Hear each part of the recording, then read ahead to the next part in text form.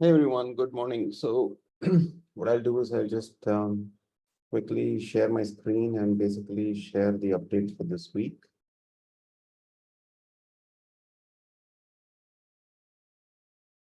Okay.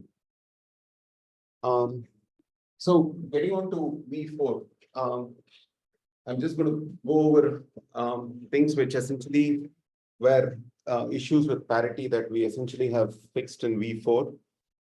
Because basically we are, as we committed, basically we are moving towards complete parity delivery in the next, by the end of this month. And post that, basically, as we said, depending on your convenience, you can essentially move to V4, but essentially the platform will be ready and will have all of the features and more. So we basically have, earlier had schedulers at the company level, but now we basically have global report schedulers. So you can schedule your reports.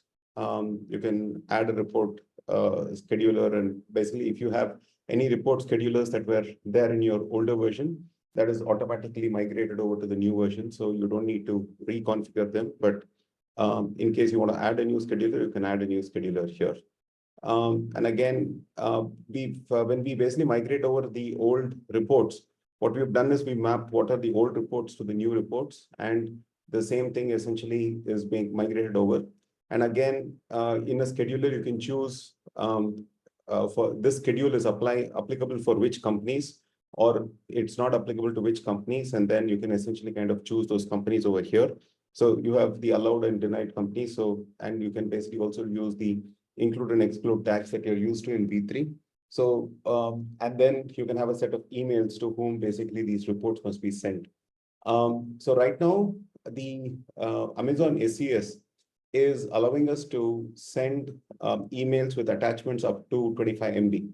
So if the reports that are scheduled are less than 25 MB, and this is something that we are working on, is to make sure that if the report size is less than 25 MB, then we will essentially send it out as part of the attachment to the email itself. It's right now, if you know that the way that it happens is we basically create a temporary link, and then you have to click on that link and then it downloads. So if your report sizes are less than 25 MB, then it will essentially automatically attach it to the email.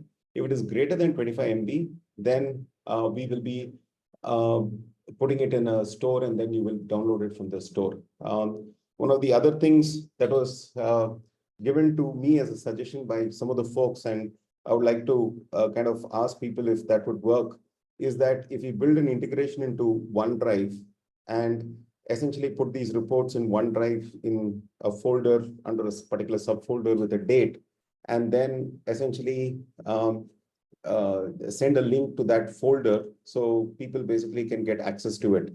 So that's an option that basically I think we could add. So if the team over here, basically, if the folks over here think that that would be useful and valuable, then we can essentially add that as another form of integration by which the reports can be delivered into a OneDrive folder and basically can be shared with everyone. Of course, basically there are the standard report jobs. So all of the standard reports can be scheduled, and you can essentially see you can get this thing. Then, and you can basically, as we said, you can receive the scheduled report in the configured email, and it has this download feature, but we are working on the fact that you can essentially have these as attachments, and we can basically do this under 25 MB because of the new changes that have essentially happened. Now, the next one is that custom domains. So this was one of the features that was there in V3, which we've now gotten to V4. So you can essentially set up your instance under a custom domain. And then just as with V3, you can essentially kind of upload your SSL certificate and SSL private key, and you can define what IPs are allowed to access your particular instance. So all of that essentially will be put in over there. And then we also basically show you how to configure DNS for different cloud providers right there. So this essentially is nothing but we have brought in the whatever experience you had with V3 in terms of setting up custom domains. The same basically works over here. So this was a feature that was missing, and we basically brought this back from a parity perspective. Next one is that you have the ability to add tags for assets at a global level. So you can apply not just tags, but basically you can say that I want to choose a specific set of assets and apply tags for those assets at a global level. Earlier, it was basically restricted to a company. So now this is available in global. And this is kind of one of the things that I keep talking about is that a lot of you have basically commented that, oh, this UI is useless, this UI is this, etc. I understand there are a lot of quirks in the UI. There are some links which are basically, a number of you have pointed out, basically some navigation is not exactly up to the mark, and we fixed a whole bunch of those things based on your feedback. And as I said, a lot of people, I have essentially already kind of put people into the partner stock option plan and started awarding things based on the feedback that has been provided. So we are working on it.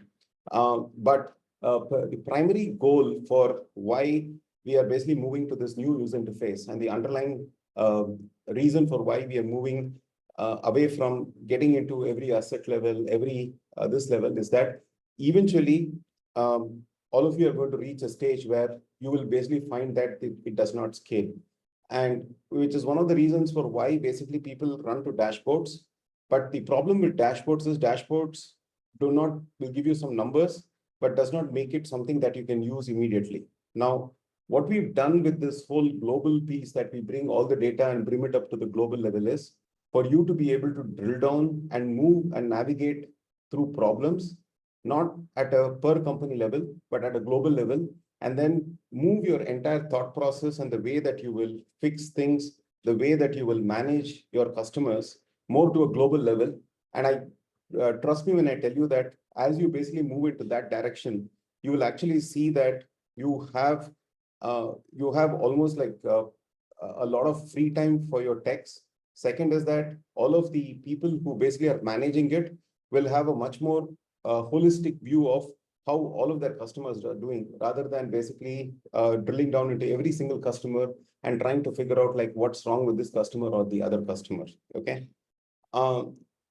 And then, so basically this is nothing but the UI to add to tags rule. So once you basically put that, then that you can see in the assets, you can see the tags which are applied to it. So again, the tags are also visible globally, right? And you can go back to a company level also, and you can apply it at you can basically also update tags at a bulk level, choose a bunch of assets, and you can basically apply a set of tags, right? So you can delete tags, and then we also have the ability to apply rules on a specific manufacturer.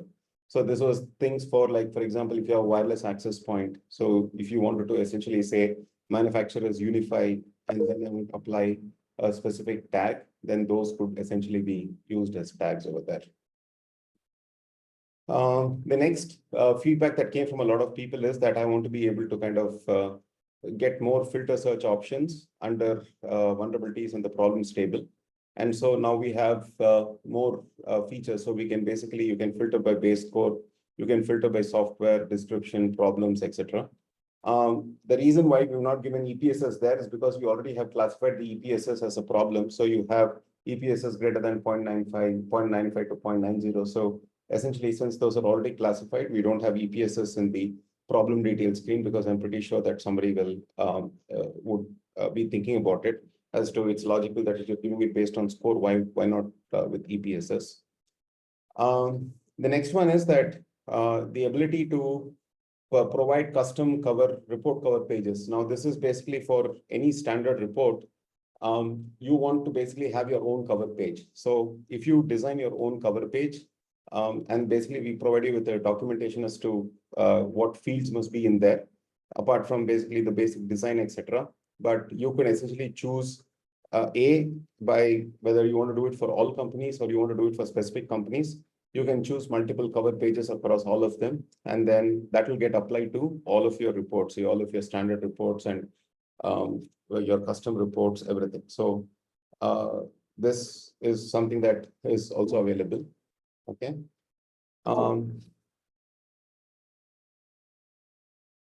The next thing that we had in V3, but we didn't carry it over to V4, and now we basically have carried over to V4, is basically not only excluding an IP address from scanning, but also basically excluding specific MAC addresses. And this primarily is because in some cases, people essentially want to us not to scan their IP phones or their this thing, and it's not on a specific subnet. So basically, you can give us the MAC address ranges and or the MAC address prefixes, and based on those prefixes, we will essentially exclude those MAC addresses and IP addresses. Now, this is basically one more thing, which is basically what we call as the other assets. Now, if you are not able to determine significant amount of information about a particular asset. Now, these may be assets which are basically there on the network, but they really don't have much information that we can glean from them. And a classic example is like, for example, mobile phones on the network, etc. So you basically don't want these assets to count against the number of assets and basically kind of clobber the whole system. So what we've done is that we have kind of moved all these assets where we cannot get significant amount of information. And when I mean significant amount of information is that if I cannot determine like what kind of software it is, what kind of machine it is, and what kind of version it is, then essentially I move all of them into this thing which is called the other assets. Now, you still will get a wealth of information from the network scans that we do on these assets in terms of basically whether there are any vulnerabilities that are open because of the ports that are open on that machine, etc. But we basically decided to do away with counting up those assets in terms of billing, etc., so that it gives you a much fairer scheme of things, where for all of these other assets, we're billing you primarily for the assets where we can essentially kind of give you full rounded information. However, my only request is please do not ignore the other assets, because there are a lot of IoT devices and these which essentially come up over there. And you should understand that they are part of the attack surface and they could essentially cause a problem.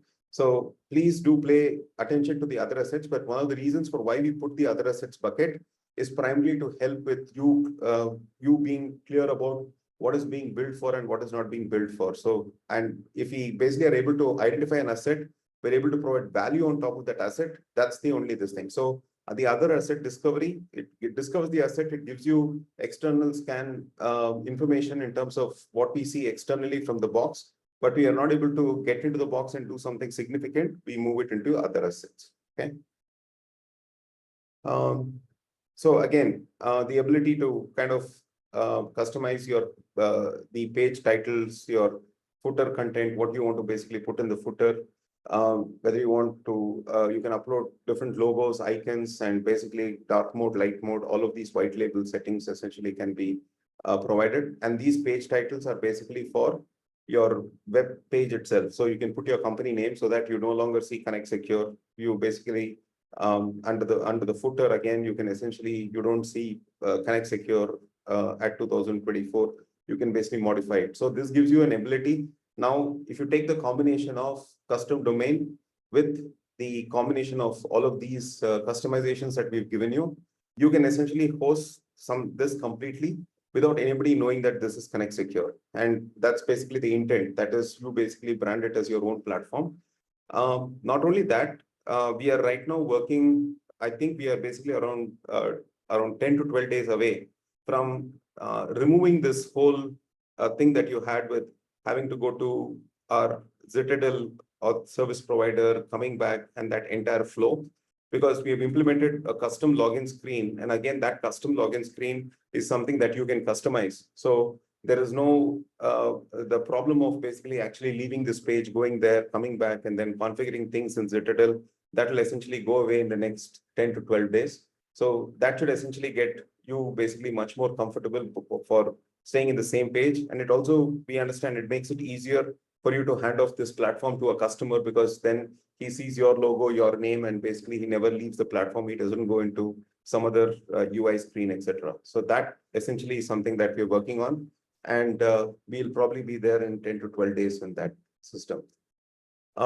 Then one of the things which was asked is basically the ability to suppress a problem permanently. So we are basically having the ability to suppress a problem permanently instead of just basically saying that it is for X number of days. So you can basically use this for cases where, for example, you're not responsible for it. For example, if there's a .NET version on the machine and you cannot upgrade the machine, so you can choose to permanently suppress it, and you have a justification for doing so. Table sort settings were earlier not being saved. Now, basically, you can save the table sort settings. So the default sort will be based on whatever you've saved. Then the second is that we also basically are bringing back information about the domain scan. So you can essentially get all these SPF records, DMARC records, and MX records. We are going to be integrating, we are basically going to be providing more information in terms of DMARC monitoring and management as we move forward as part of the whole security thing. So we will have a tab which is called Mail Security. We are partnering with one of the new companies that is essentially coming up with some work with related to cloud security. So we essentially will also see how we can integrate the cloud security piece into this whole thing. And I'll basically reveal more information as we get closer to understanding how we can do that integration. So these were things that are already available on the system. What is pending QA and releases? Now that we have parity and basically most of the APIs are stable, so we will essentially be releasing the complete API document. So anybody who wants to kind of use this to essentially perform an integration to the system can essentially perform an integration into the system. And then we added in the event sets. So first is the event sets UI has been upgraded to basically kind of look more appealing. Second is that under each event set category, we've now given you the ability to decide how you want to basically do a grouping. So you can either group, you can say that I want one ticket per product, or one ticket per asset, one ticket for the whole company, or one ticket by the fix that has been defined, or one ticket by a combination of asset and product. So all of these essentially are provided as grouping options. So you can basically, for each category, you can choose what events you want to be notified on, and you can basically choose what are the grouping rules that you want to apply on that. So again, not made it very complex, kept it very simple. So you can just come and configure this. And event sets is something, and the notifications is something that you would have noticed that we have not migrated from the older version. Why? Because the fundamental way in which we are handling event sets has basically changed, and notifications has changed in the new product. Second is that if I had migrated whatever is there in the old product, one of the problems is that I could have done a mapping saying that that event there means this event here. But the problem is that if I enable those over here, then you will start seeing duplicate tickets because you have V3 which is running and you have V4 which is running.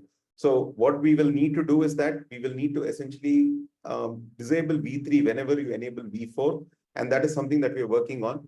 But if you can experiment this with a couple of your sample companies and give us feedback, then basically starting next week, what we will be doing is that whenever you enable notifications for a particular company over here, we will go back and disable those notifications in the other company so that you don't land up with two separate tickets, etc. Now, if there is any reason for why you want to be notified from both the engines, then do let us know, and then we'll try to figure out how that we can make that. And then again, for EPSS, we basically have given you the categorizations, different buckets based on which basically you can get notified. So that is there. And then we also now have the ability to create manual tickets. So this was existing earlier. So now you can essentially come here and basically choose a set of remediations or a set of vulnerabilities and then basically create tickets. Okay. And then the next one that I want to talk about is basically patch management. And I'm actually thankful to a whole bunch of partners who've actually kind of gone ahead and basically used this patch management, given us feedback, etc. So the truth of the matter is that when we basically started with patch management, one of the things that you know that in V3, we were using the whole chocolatey and basically relying on chocolatey for all of the packages. And one of the things that we essentially found was that the success rate with those patches was extremely low. And when I say extremely low, it is dismally low. And now what we've done is that we've removed chocolatey. We are now having basically our own patching engine, which basically was written by our own developer. And this patching engine, again, written in Golang, is basically very straightforward. It essentially has the whole core of the patch engine is about it identifying this particular piece of software, what is the latest version, where, the second thing is that it also basically has, we do not need any repackaging efforts. So if you look at Chocolatey, Winget, and all of those patching engines, the problem that we saw with them is that the entire whole repackaging concept, right? So you had to get it from the site, and then you had to basically create a package out of it. And then that package essentially again had to be run, and that package has to be stored and then basically delivered.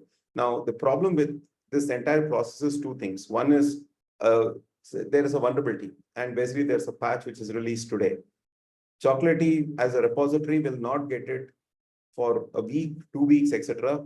And then we would essentially be stuck. And then we went in and we tried to basically create the packages ourselves and put it in our repository.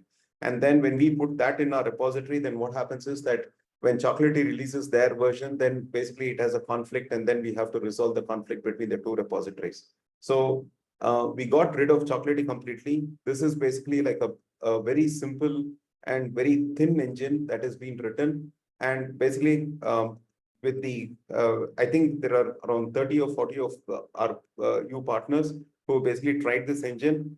And basically, we've sent notifications to others who have had problems with our older patching engine to try it with the V4 engine. My request is please try this engine, because I believe, like in the test that we've done, we are basically getting almost like 95 to 97% success in terms of delivery of the patches and basically making sure that applications are patched. Now, there are a couple of stray cases. For example, in the case of applications like Putty, you basically see that sometimes the version will not get upgraded in the registry. However, the underlying application has been updated. So those are some things that we are still working on, but this is not unique to us. If you look at any of the other package managers, they also have the same problem. But we are basically trying to see how we can kind of mitigate this problem or solve this issue for everyone that is concerned. And as always, basically, you have to enable patching. So this is basically an optional feature which you can enable. And then we have the complete, we have all the applications. So what happens is that when you go into patch management, it shows you all the applications that need to be patched. Now, again, the reason for why we basically moved this out from the remediation plan, we could have just put in the remediation plan like in V3. One of the reasons we put this out is because the people who may be patching may not basically be the ones that are looking at remediation plans, etc. So we basically, so you could essentially have roles based on this. And in case basically they can come in and they can essentially patch it, and we have auto patching also. Now, just giving you a heads up that next week we will be demonstrating to you the Windows OS patching also. That is essentially going to be part of ConnectSecure starting next week. So you will be able to patch your operating systems, which is basically all your Windows-based operating systems by the first week of March. And then by end of March, we will be in a position to upgrade your Mac OS and basically two Linux distributions. And by end of June, we will essentially have 6 Linux distributions that we will be supporting upgrades of, and with all the packages. So this is essentially what we are working on. And so next week in the partner call, we will actually demonstrate the OS patching to you when we are there. And then we can, as we know, we apply patch for this thing, and you can look at the patch jobs and you can see what has succeeded, what have failed. And in case an asset is offline at a particular point of time when the patch job is run, it basically posts it into the queue. When the patch, the agent comes online, it will automatically patch at that particular point of time. And then we also know the patch scheduler, which is there in V3. So we've kept backward compatibility with it. So you can essentially get all the patches. Now, Compliance, we had basically compliance working for all of the Windows versions and Mac.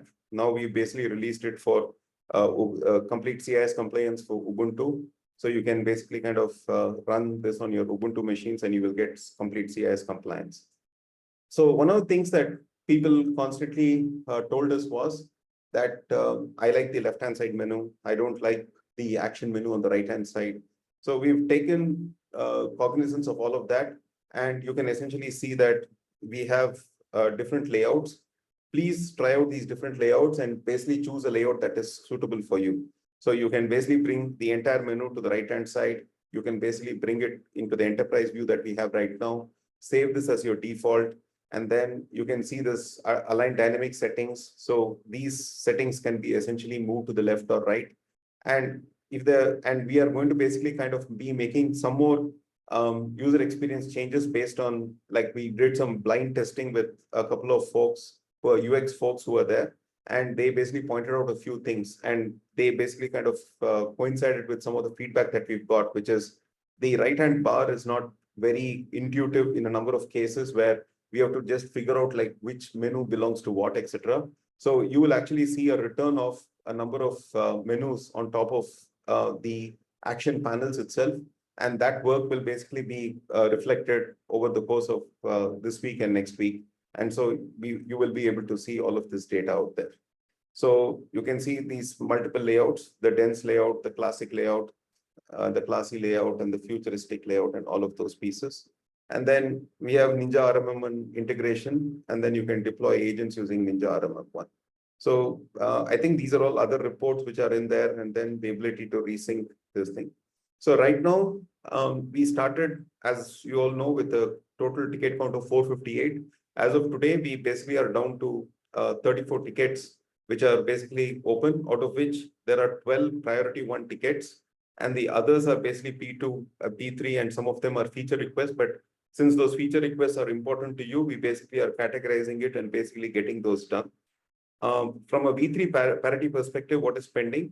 It is basically assessments, and assessments basically is in QA right now. So basically expect a notification very shortly towards the end of this week to basically saying that the assessments has been released, and so you can use the assessments.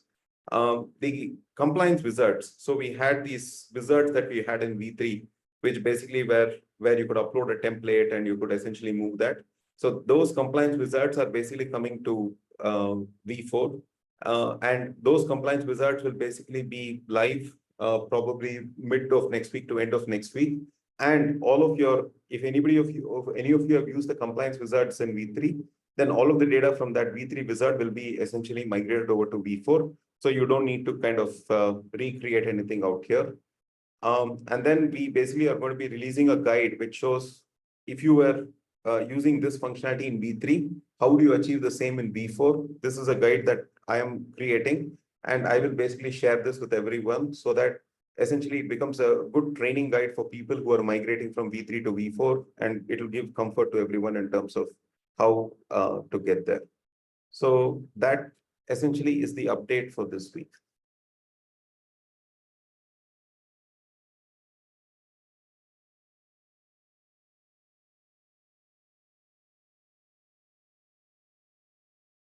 So I'm actually going to go from last.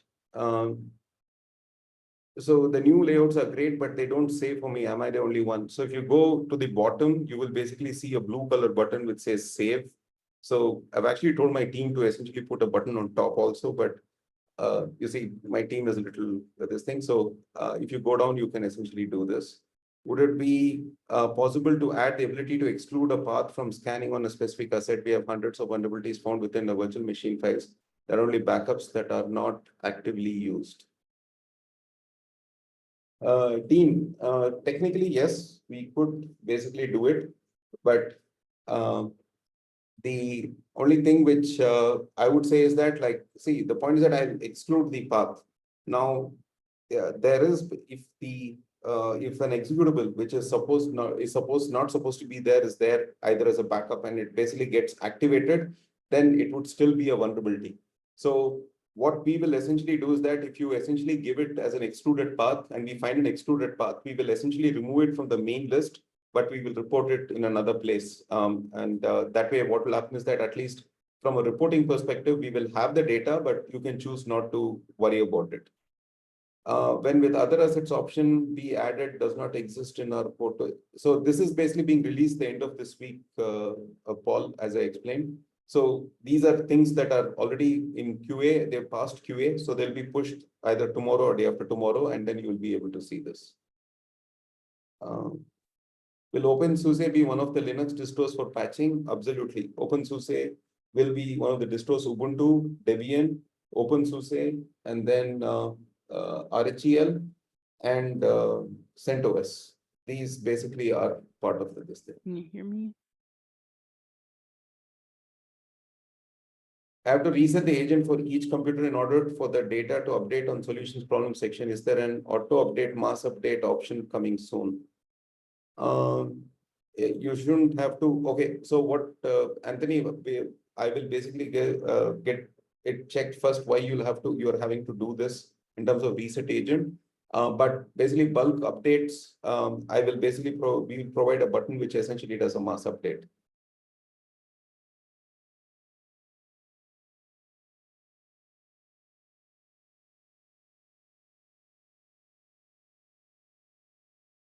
Could be useful to add DKIM record in the domain scan to not only SPF, DMARC and MX. Okay, we'll add the DKIM records, not a problem. So this was just an initial this thing, and I think it was something that people do. Will the assessment come into V4 or has that been done already? I haven't noticed it. The answer is that, as I said, assessment scans are basically coming today, and then the compliance assessments will essentially be coming in early next week.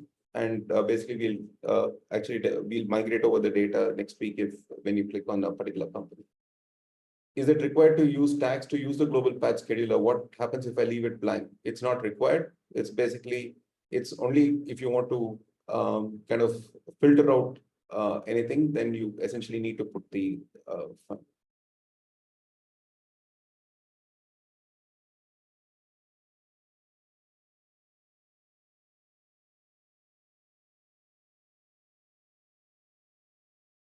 So, Denny, my only request is that please send me an email at shiva@connectsecure.com. I have almost like 12 partners who are already using the custom domain feature. So let me just look at this thing. Chris, is Let's Encrypt functional? Yes, it is functional, but basically it gives you certificates only for a month, and then you have to auto update the certificates.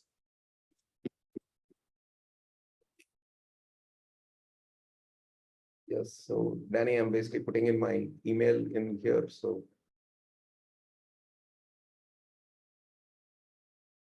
Simon, I actually fixed this problem for you. As of yesterday, my toolkit basically, so it was implemented very simply, right? So it was implemented as I've implemented a port forwarder. So essentially for that domain, if basically 4222 is not open, it'll essentially go back to 443. And then it will work. So I've actually fixed that.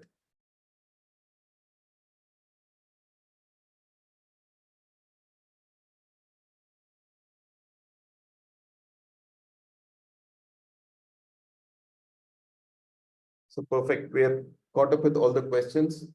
So as I said, folks, please keep the reviews coming. We basically value your opinion, and we are basically kind of taking note of all the feedback that you're giving us. And the most valuable feedback, basically, we are also basically making sure that you folks, the time that you're spending with the new platform is something that you will be able to monetize in terms of the partner stock plan. So thank you all for your support, and we will see you next week with the fresh updates. Thanks, everyone.